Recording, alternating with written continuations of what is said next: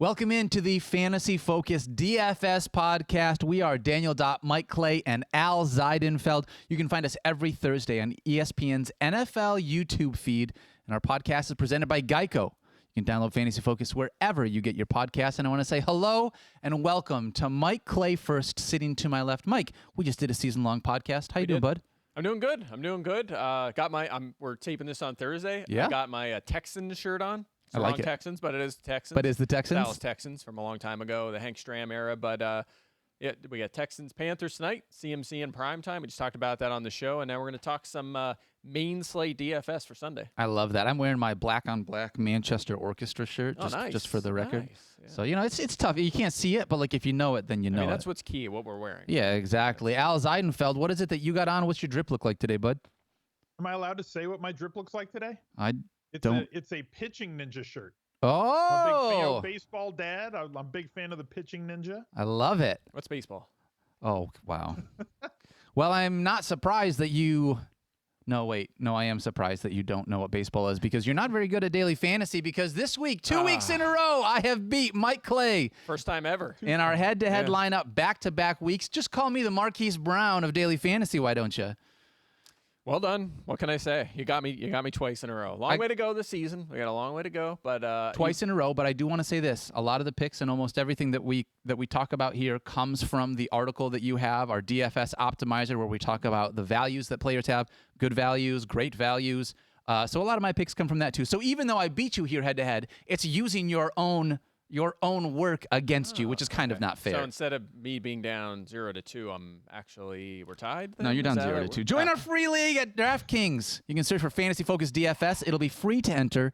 $200 in prizes. Mike Clay and I will tweet it out. Again, we will tweet out the link to it. We don't say that it's free. We just tell you guys that are listening to the podcast that it's free. So don't tell anyone else. It's a long season. All right. Wait. Goalie moly. 209.34 was our winner. Oh, that's right. Thank you. Yeah, goalie moly. Way to go. Moly. 209 is good. Name. That's a great name. I am up 47 points cumulatively over the first 2 weeks of the season. I can erase that in 1 week. We got this. All right, here we go. First up at quarterback, Mike Clay. Yeah. Kyler Murray, $8,300, taking on the Jacksonville Jaguars. I got to say, I don't feel like I need a lot of explanation here, but give it to me anyways. Yeah, I'm going to talk about a lot of stars because right now I feel like pricing allows you to put a lot of stars into your lineup and not really be just throwing complete darts at your other spots. There's still so many good values. So, yeah, Kyler, $8,300. At Jacksonville, he is the top price quarterback this week, but it's too cheap against this Jags team. He was the number one fantasy quarterback, not overall, but he is overall, but also like both weeks. Number one fantasy quarterback both weeks so far with 34 and 33 points, has 9 touchdowns already. And look, we're talking about Minnesota and Tennessee's defenses that we thought would be like okay at worst. Yeah. Not against him. I mean, he is totally lighting them up. So far, 9 touchdowns in 2 games. The Jags, by the way, 21-plus fantasy points in both games so far, 291-plus passing yards, and exactly 2 passing touchdowns to, like you probably think like Mahomes and Brady right now, Tyrod Taylor and Teddy Bridgewater. So they've been struggling against those guys. Now they get Kyler, maybe the best player in the NFL at this moment, the way he has played so far. Rough. So, Kyler at that price, I'm still plugging him in. Yeah, I love that. Let's talk about Justin Herbert because taking on the Chiefs this week, there is a good chance that it could be a shootout over there in Arrowhead. Ding, $6,500 for Justin Herbert this week. Yeah, game total of 55 and climbing. It opened at like 51 or 52. So great offensive environment for a quarterback who's hit the 300-yard bonus both times so far this year. And when you look back at his meetings with the Chiefs last year, he's 3 for 3 in hitting the bonus when the over-under moves 51. He hit the bonus both times on DraftKings last year when he played the Chiefs. So big expectation to get those extra 3 points, which really help out. And Mike talked about how Kyler has been really efficient with like 1 million touchdowns through 2 weeks, and like efficiency, not volume, is what drives fantasy scoring for quarterbacks. Justin Herbert has been inefficient, but not by his own fault. The notes that I have here say that he's had about 32 touchdowns called back in the first 2 weeks by penalty.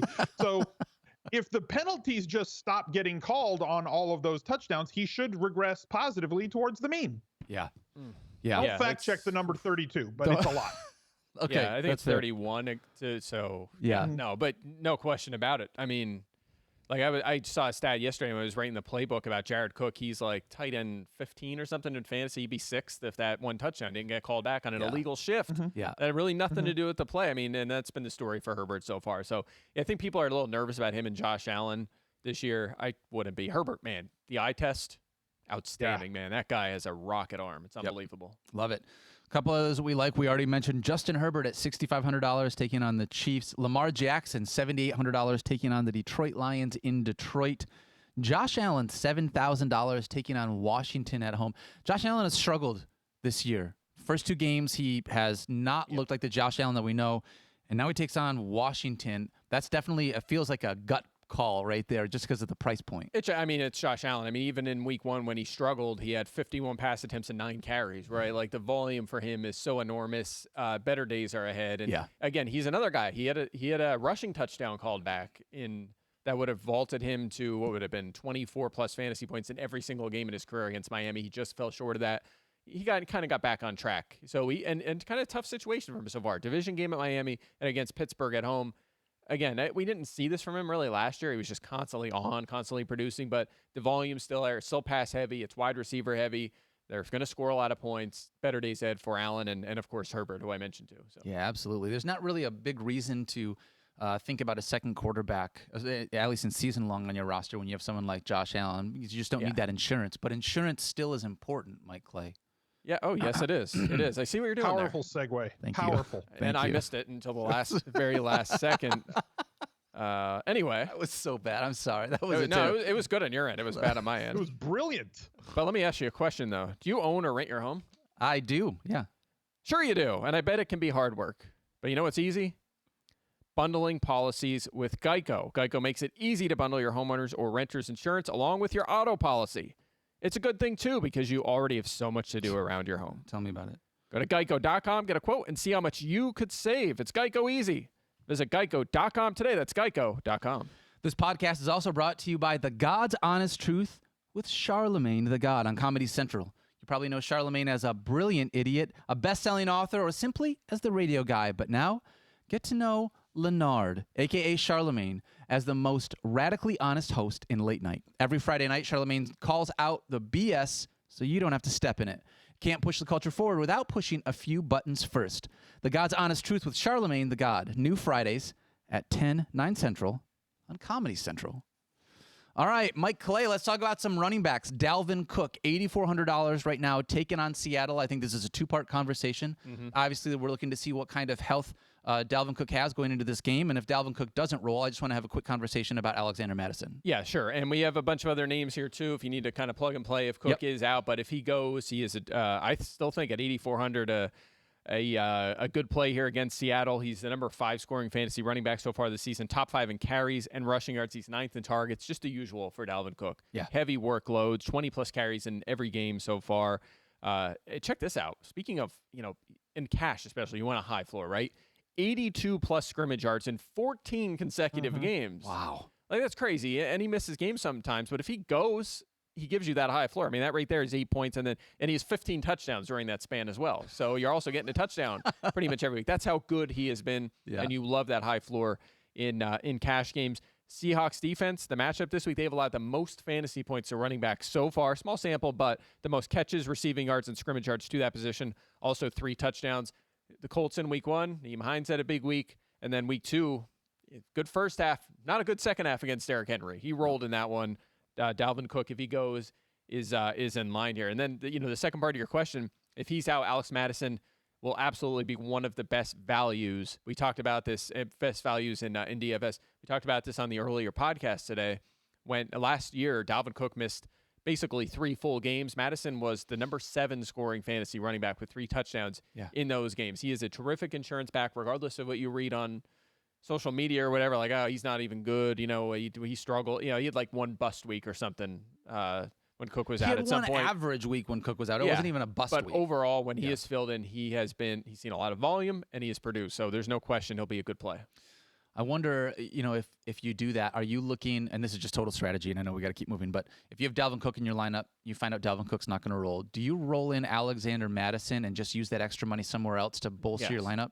I think that will work out to most likely be your best plan. We're going to talk about a couple of their value plays here. I'll have one. We have other great plays. So we have other options if you want to go a different direction. But when that happens and you get a Tony Pollard or an Alex Madison or someone like that, a direct replacement for the guy that was already a guy on that's like right in that top 10 situation, they're usually going to be pretty cheap because they're a backup, and that opens up the opportunity to spend up and maybe upgrade from Kyle Pitts to Travis Kelce or something. That could open up a lot for your cash game lineup, so no question about it. Absolutely. Al, let's talk about Saquon Barkley. $6,500 this week, taking on Atlanta, and Saquon has definitely been disappointing to start the season. However, it has been two tough matchups, and now here we go against Atlanta. I wonder, $6,500, is it the price point that you like, or is it the matchup, or does it have to be mutually exclusive? Is it both? We kind of hammered the lead that I was going to go with. There's he's been disappointing, but has he been disappointing considering that he's faced off against Denver and Washington, two, let's say top 10 defenses in the league? It's going to fluctuate over the course of the year, but these are two tough defenses for running backs to be efficient against. And we knew coming in with the recovery from ACL that he was going to be eased in slowly, and they did. In week 1, he only played 47.5% of the snaps, but against Washington in week 2, he played just under 83% of the snaps for the Giants, and he ran a route on 28% of the Giants' dropbacks in week 1, but saw that jump to over 71% in week 2. This is an absolute launching pad game for Saquon Barkley, and the price is like $6,500 seems egregiously low to me based on the talent, the amount of volume of snaps and running back touches he's going to get for this New York Football Giants team. And when you factor in that Atlanta is allowing 3.4 yards per carry before first contact, okay, you're going to let Saquon get into the second level, the fourth highest total in the league in terms of yards before first contact for running backs. So Saquon against the second level with space and all the volume for $6,500. Yeah, I'm in. And even in cash games, Mike, you're good on Saquon as cash games too? I mean, he's as you're about to read here, he's a great value for me as well. So Al and I are on the same page. Over 80% of the snaps last game. He talked about the two tough defensive matchups. He's on track. This was the target. I talked about him all offseason.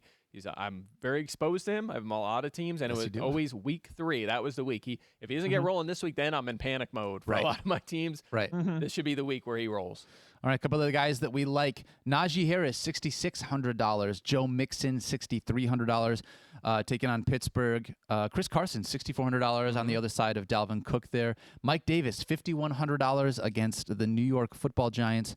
And how about for a sub-5K running back? Yeah, unbelievable. CEH, taking on the Chargers at $4,800. It's tough to be able to argue with that, though, with how inefficient he has been. However, we're still just waiting for that week when it just seems like everything clicks. He's the running back of the Chiefs offense, and when that happens, it's going to be great. We've just been waiting for it to happen. Yeah, he's their clear feature back. The volume's there. He's playing almost 70% of the snaps. He's getting all the carries. The targets haven't been there right now, but he's a good player. I'm surprised that he has struggled. And he has struggled. Yeah. He's had a lot of help before contact so far, and he has not delivered. So I'm getting a little nervous, but we'll see. It's early, It's early. Sure is. All right, let's talk about some wide. If he doesn't deliver this week, is he going to be redacted? Like, do we just refuse to talk about him if he can't perform at 4,800? I think so. I mean, at this price point, it's too cheap to not play him. Yes. If I'm not trusting him this low. If he underdelivers again, you start to worry, like, what's going on here? It doesn't make sense. But we'll see. I'm going to give him another shot this week at this price point, and then we'll go from there. All right, let's talk about some wide receivers. Mike, you basically want to talk about the entire Bengals wide receiving core, so I'm just going to pass it over to you. $4,700, Tyler Boyd. $5,100 for T. Higgins. $5,400 for Jamar Chase. So all within $600 of each other. Yeah, so and they're just underpriced across the board. That's the issue here. They've been too good to be priced where they've been. We've been talking about them a lot this season. Let's match them up. You look at pricing, and remember, pricing is 13-game slate, right? We don't have the Thursday, the Sunday night, or the Monday night game. But Chase is 30th in line. He's 30th price guy in the slate. He's 20th in fantasy points so far. Higgins is 35th in the slate. He's 25th in fantasy points. Tyler Boyd, 44th in pricing. He's 53rd, but we had that really bad week 1. He was in the 30s this past week, so he's kind of back on track. Yep. They're going up against the Steelers this week. They're top 5 so far in targets, receptions, and receiving yards allowed to receivers, the 8th most fantasy points to that position. They give up 220-plus yards to the receivers for both the Bills and the Raiders. So why not this trio, which we know is terrific? They were without Joe Hayden last week. They have problems at corner right now, and Hayden questionable. We'll see if he's able to play in this one. But look, all three guys have been on the field for at least 83% of their pass plays. They all have 11-plus targets so far. Chase has 200 air yards already this season. This offense is built around those three guys and Joe Mixon. Pittsburgh's pass defense, not what we're used to. Yeah. It's a situation at this price to kind of work them in. I'm not saying like start them all, or even two at a time, but if you have some room there, you have 47, 50, 300, whatever it is, you could plug one of these guys into your cash game lineup. I think it's a smart move. Yeah, I like that call a lot. Al, let's talk about KJ Osborne because I believe $3,700, that third wide receiver in that Vikings offense. Man, it seems like it's the number one so far. Right? He has been unreal through the first 2 weeks of the season based on what the expectations were, which were basically non-existent for him. Yeah, which were nothing. So now still only $3,700 taking on Seattle this week. What is it you like about KJ? I mean, first of all, shout out to the Vikings coaching staff for completely changing gears, right? When they lost Irv Smith, they ran a lot of two tight end. They only ran 2 wide receiver sets last year, 31st in the league in the percentage of snaps that they had 3 wide receivers or more on the field, 36% of the time. This year, they have changed their approach because of the loss of Irv Smith. They've gone to a 3 wide receiver approach 69% of the time, which is really nice. And now you've got Osborne leading the NFL in terms of slot receiving yards with 161 through 2 weeks. And you guys know how I like it when the puzzle pieces fit. Oh, yeah. Seattle allowed a league high 1,815 yards to slot receivers last year. The second highest team were the Browns. They allowed 300 less. So this is a great spot for Osborne schematically. He's getting the amount of run and snaps and routes that he needs to in order to perform. And the price is just too cheap. He should be somewhere, based on this usage, he should be in the 4,500 to 5,000 range, and he's 3,500. Yeah, 3,500. I said 37, so even I was too high. Yeah, that's a really interesting development for a day 3 pick last year. We thought Dede Westbrook might be their number 3 coming into the season, and now he's right there. Thielen, I believe, is 4th in fantasy points. Osborne's next in line with the touchdown both weeks. He's actually ahead of Jefferson so far. I think it'll come down a little bit. 19% target share both weeks. I think that comes down a little bit so we get more targets to Jefferson, but nonetheless, I mean, potential starter going forward. If he was easy to get on waivers this week. It's super easy, crazy. So if he's still out there, you got to put him on your bench right now at least. Let's talk about a couple other wide receivers we like real quick. Marvin Jones, $4,900, basically the only Jacksonville Jaguar that we like, and still crazy cheap, underpriced. It makes what disrespect for this guy. Yeah, Cooper Kupp, $6,800 taking on Tampa Bay. I mean, $6,800 is cheap, but it's a really tough Tampa Bay defense. He's looked great so far this year, though. Yeah, he's the best matchup. Ross Cockrell in the slot wrote that up in receiver corner matchups. Yep. KJ Osborne, $3,500. We just talked about Robert Woods, $5,700, $1,100 cheaper than his teammate Cooper Kupp, also taking on Tampa Bay. Keenan Allen, $6,600 taking on Kansas City. DK Metcalf. DK and Tyler Lockett, both. You like both of them. $7,300 for DK Metcalf, $7,400 for Tyler Lockett. Both are really nice values. Marquis Brown, $5,600. You had Mike at Detroit. Yes. That's basically it, right? That's the end of the analysis. Yeah. Marquis Brown's been awesome so far. He's been really good through the first 2 weeks. Yeah. And also the Lions there's a lot of struggles there. That was another receiver cornerback matchup this week. So sounds like we're first 3 positions, we're on the same page for sure. Al and I for sure. And a lot of these make sense. The matchups match up. This is all going to be bad, right? If we know anything about fantasy, everything's aligning way too well this week. So I'm just going to do a spoiler alert here. In the Big Money League that Al co-sponsors me in, I started the Cowboys Chargers as my main stack, which was like obviously picking the wrong game. Yeah. So. And that was a great, a lot of people probably did that. You could have got away from that. I had Noah Fant and Marvin Jones as my secondary stack. So I thought they got in the end zone. They did well, but man, sometimes you just pick the wrong game. What are you going to do? It's going to happen. It's going to happen. All right. Back to the well this week. You'll be all right. Fantasy football draft season is upon us. Guys, I need you to buckle up for this live read, okay? All right, I'm ready. It's time for you to put the PP back in PPR League with today's sponsor of the show, Manscaped. The leader in below-the-waist grooming just launched the new Performance Package 4.0. Don't neglect your downstairs like the Packers front office has been neglecting Aaron Rodgers for years. Shots fired. Join the 2 million men who trust Manscaped worldwide and get ready for kickoff by going to manscaped.com for 20% off plus free shipping with the code FFF. First, schedule for liftoff. New Lawnmower 4.0 trimmer is a spaceship that is here to guide you in your journey to trim your body, your downstairs, and even that A-gap. This fourth, what do you think that means? This fourth generation trimmer also features a cutting-edge ceramic blade to reduce grooming accidents thanks to their advanced skin-safe technology. Now, this is one of those things. I use this trimmer that they have, and it is really great because it's one of the things you never want to do is cut yourself. The Lawn 4.0 has a 7,000 RPM motor, a new multifunction on and off switch, and you can engage a travel lock so that make sure that it's not running in your luggage whenever you go somewhere. It's even waterproof. You can take it in the shower. Get 20% off plus free shipping with the code FFF at manscaped.com. That's 20% off plus free shipping with the code FFF at manscaped.com. If your significant other is nagging you about how much time you put into your fantasy team, you might as well gift them by getting Manscaped. You might as well gift them by getting Manscaped and giving them a gift. All right. Well, we pushed the limits of a live read there, but for the record, I use Manscaped. So do I. I love it. Do you have like a regimen? Like, do you have something that you would call, like, mine's the bookend, you know? My shaving regimen, well, because I'm really hairy up top with my beard. I've got hobbit feet, and then so I got bookends. Everything else is just like a surfboard in between there. So I just wondered, do you have something like that? No, I'm just hair everywhere. Oh, okay. Well, tell you what, Manscaped can help you out with this. They do. Hey, listen, if you want some help too, I don't know if you ever saw the movie She's Out of Your League, but I want you to know I will help you if you need help. Thank you. Appreciate that. All right. No one's listening anymore. TJ Hawkinson, $5,200. We are two closest friends. $5,200 taking on the Baltimore Ravens.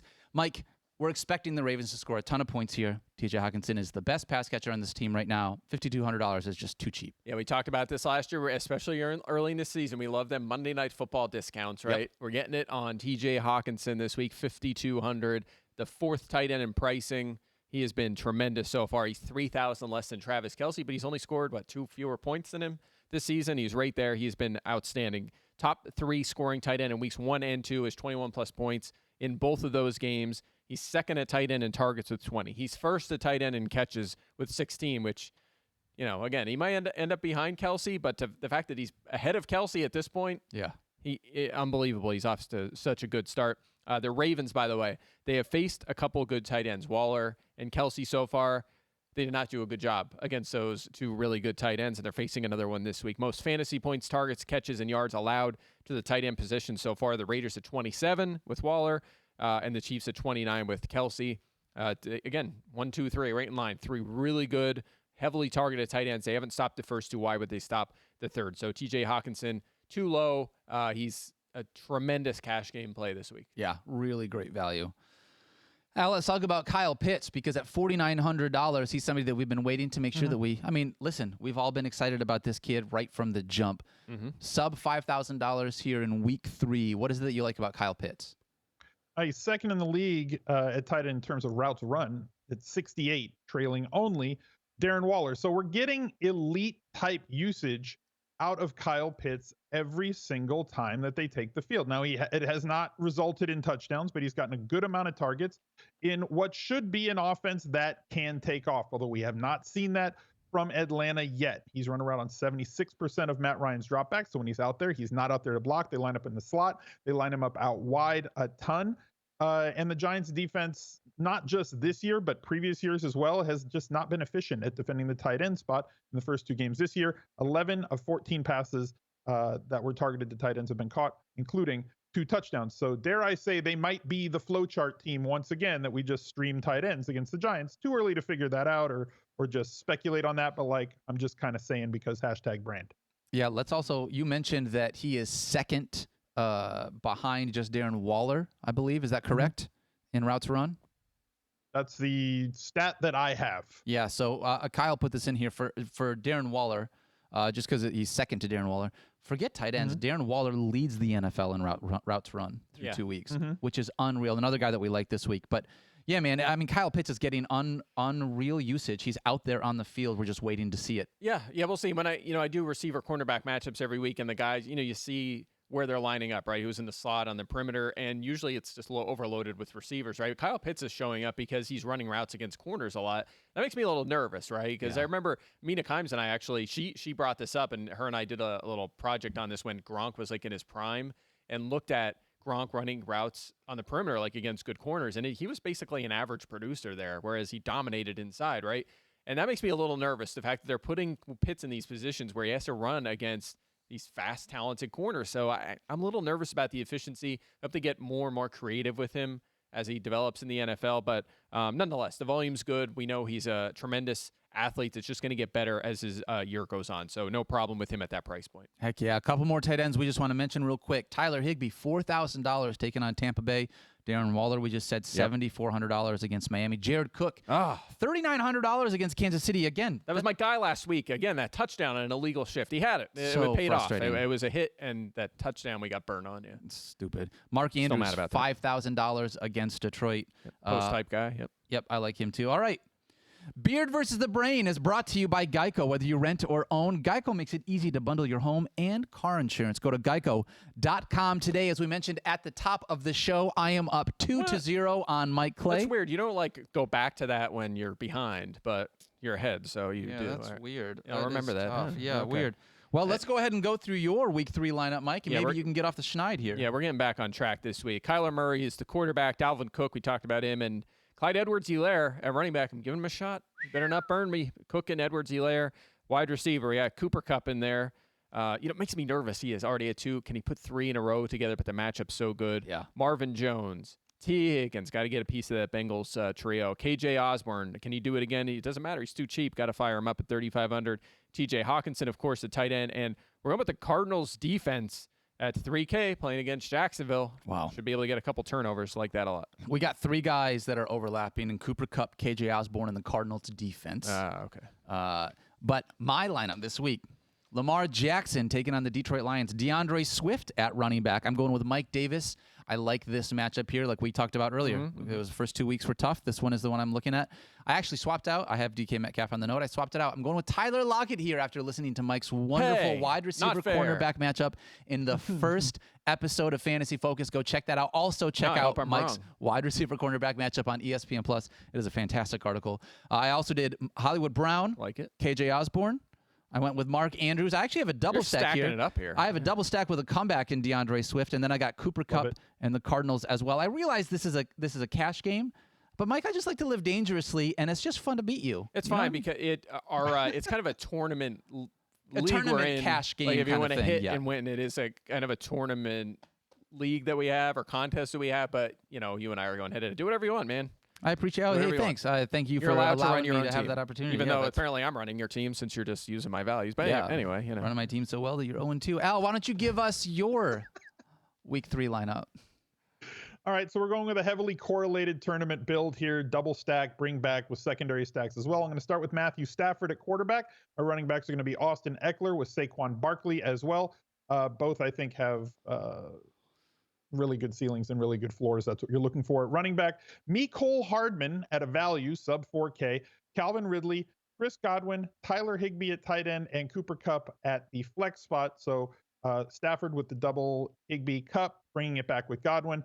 Ridley correlated with Saquon Barkley. Austin Eckler correlated with Mecole Hardman. I only have to be right about 3 things in that lineup, and those are very fast-paced, good offensive environment games. And to make it all come together, we're playing the Bengals defense at 2,100 because apparently dangerous is also my middle name. Dopp. I love it. Yeah, they've overachieved a little so far. They're doing all right. So 3 sacks in both games. Yeah, problems at corner there, but with Wayne still out. But yeah, that's not bad. By the way, one really quick nugget. You used Mike Davis. I wanted to throw this in there. A lot of people are on Cordero Patterson right now, but Davis is doubling him up in snaps. I mean, I was very low on Davis coming into the season, and I stand by my concerns with him. You don't see players of his age, running. It's all relative. He's 20 years old, producing consistently in fantasy and giving you RB2 or 1 numbers. But, he's a borderline top 20 play right now based on his usage. I think better days are ahead. I agree with that. All right, guys, thank you so much for hanging out with us. Thank you for sticking around, listening to the Fantasy Focus DFS podcast. If you found us on YouTube, leave us a comment. We'd love to know what you guys think. My name is Daniel Dopp, at Daniel Dopp on Twitter. Mike Clay, at Mike Clay NFL. Al Zeidenfeld, at Al Zeidenfeld, Zeidenfeld. That is going to do it for us this week. Don't forget to love each other. Be a good human to other people. Let someone know that you love them. We love you guys. We will see you next week in Week 3. Thank you for watching ESPN on YouTube. For live streaming sports and premium content, subscribe to ESPN+.